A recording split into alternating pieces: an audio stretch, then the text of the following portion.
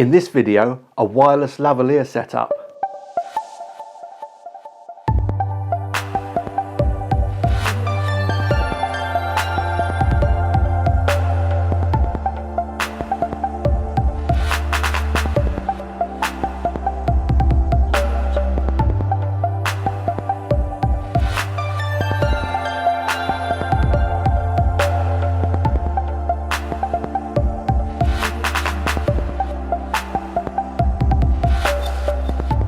So what'd you get for your money? Quite a nice little storage box that fits everything snugly. The transmitter and receiver. A lav mic with a TRS connection, but bear in mind that if you're going to use the lav mic with a recorder, it only sends a signal out on one channel. A lav mic for interviews which has no lead, but curiously again, it's mono into one side only. It's way less sensitive than the other microphone as well. By the way, I'd be careful not to shove the aerial into someone's face when doing an interview. Both of these lavaliers work pretty well with the transmitter, but they only give audio on one side if you connect them into any recorders. 2 belt clips, a connecting lead for the receiver into the camera, and a cold shoe mount that clips onto the belt mount. The receiver and transmitter have a flexible aerial. They operate on 2 AA batteries with just a mic input on the transmitter and a line out on the receiver, plus of course an on-off switch.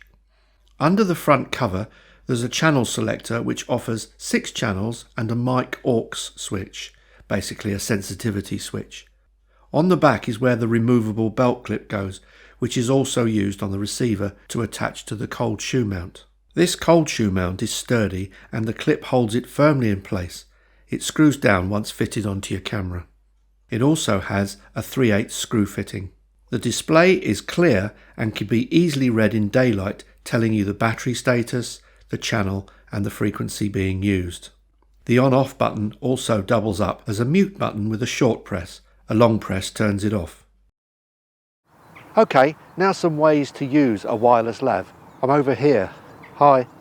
There are no wires to worry about, so distance recording without them allows a lot of mobility. Hi. And the mic is always close to the person speaking. You can use mic plants with no wires to give it away.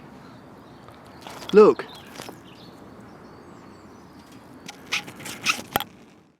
No audio syncing to do in post, but it can be less reliable than a wired system. Okay, now the compulsory silly test to see how far this thing goes. So off I go. Bye. Here we go, I'm off and I'm running away down this slightly wet grass field. Quite a long way away now, and I wonder if I faded away. Okay, here we are. Okay, I'm a long way away. Camera looks tiny. I hope I'm being heard. Now this is the point where you think, well, is this actually reliable? This is the sound of the interview mic that comes with the package. It has no lead and goes directly into the top of it. The only thing with this one is it's a lot lower sensitivity, which does make sense when you're interviewing people to have this thing close up, so you talk very, very closely into it. But because it's such lower sensitivity, raises the possibility of perhaps a little bit more noise. I'm also not really fussed about sticking an aerial into someone's face. I think that's a bit naff.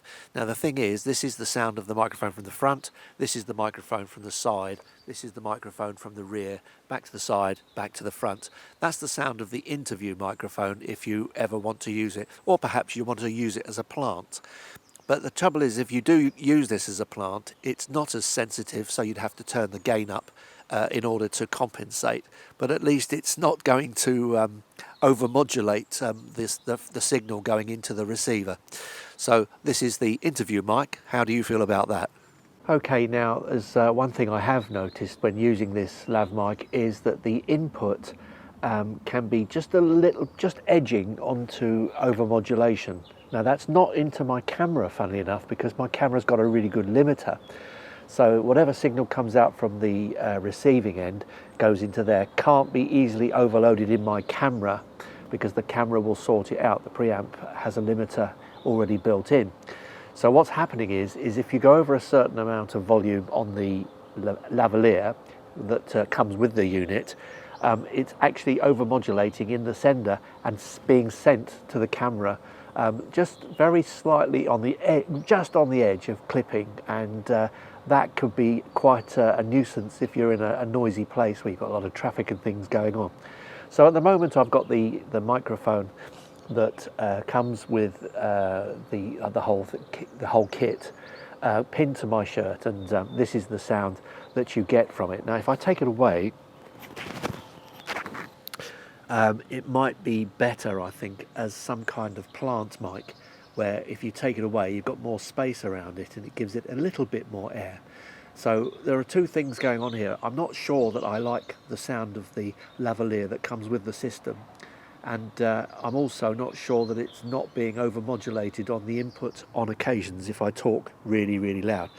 So basically it is an Omni, that's what it is, it's an omnidirectional mic. And I think as long as you don't shout into it or make too much loud noises, it's okay, because the output of the receiver is quite high and you can really turn up at that end, although doing that will also probably increase the noise, the ground floor. So it's a kind of a compromise for me, I feel. Now this can be improved, so I'm going to show you how this actually can be improved by just changing the lavalier to something else. But whatever you change it to, you've got to be sure that the output of the mic that you change to isn't too much higher than the one that comes with the unit, because this is on the cusp of going over the top, and this one isn't overly sensitive either. So it's a bit of a juggling match if you just change out a lavalier to get a better sound. Not only that, I think the method of sending the audio to the receiver constricts the dynamic range, and it constricts the frequency range as well, I think, slightly. It just, to me, to my ears, the sound is just slightly more cuppy than I would prefer. So what I'm going to do is I'm going to change out the lavalier to one that I found works a little bit better, although again you've got to be careful of not overmodulating. I'm going to change it over to a Rode SmartLav Plus. Interestingly enough, the Rode lavalier is just on, it's too loud. It gives out a bit more output than the SmartLav, so the SmartLav actually matches it slightly better. Okay, now I've put the Rode SmartLav onto my shirt, and it's in exactly the same place as the lavalier that came with the K&F M8, and you probably have found straight away that this has a little bit more edge, a bit more bite to the sound, although it's still possibly sounding constricted by the method of sending the signal to the receiver from this transmitter. So I'm not convinced by the system really. It works okay, it's got good distance, it's working consistently, and I'm not getting dropouts, any significant dropouts, and I certainly wouldn't film a long way away like I did earlier on, you know, miles away, just to test how far this thing can transmit. I would never film that distance. But so it's reliable. It's got that it's got a slightly cuppy sound, in my opinion. Can be improved with a change of lav, but the lavalier must be not too high an output so that it doesn't get overmodulated, and certainly if it is a higher output, then just you need to place the microphone further away. If you then wear it out on the street and cars going to go by, I suspect you're going to go into distortion. But the Rode SmartLav Plus seems to work quite well with this. For £80, I think it is quite a good buy. It will get you into wireless audio, and there's no doubt about it. Wireless is really, really convenient, and it makes filming so much easier, so much easier. But the thing is if you're going wireless and you're using this system, you do take a drop in quality as far as I'm concerned. Now, I'm a bit OCD about sound, and I don't like to make videos with poor sound, if I'm honest. And this one is on the cusp of me thinking, can I use it, or would I think I don't really want to? I'm not quite sure. £80, it's a really good buy. It's a lovely package, it works consistently, no problems, and if you're not too fussy about your sound and you don't worry too much about it, it would really suit you fine, absolutely fine. It does work nicely. For me, I need something better, and I will be demoing something better in the near future. and that's the Rode video link. Way better system. Thank you for watching, and if you enjoy my videos and you find them useful, please consider subscribing, and even better, click the thumbs up, and that helps me too to try and get the channel rolling. Thank you very, very much for watching, and hope to see you next time.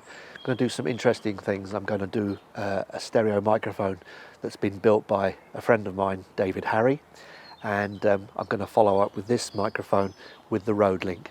Hope to see you soon. Cheers for now.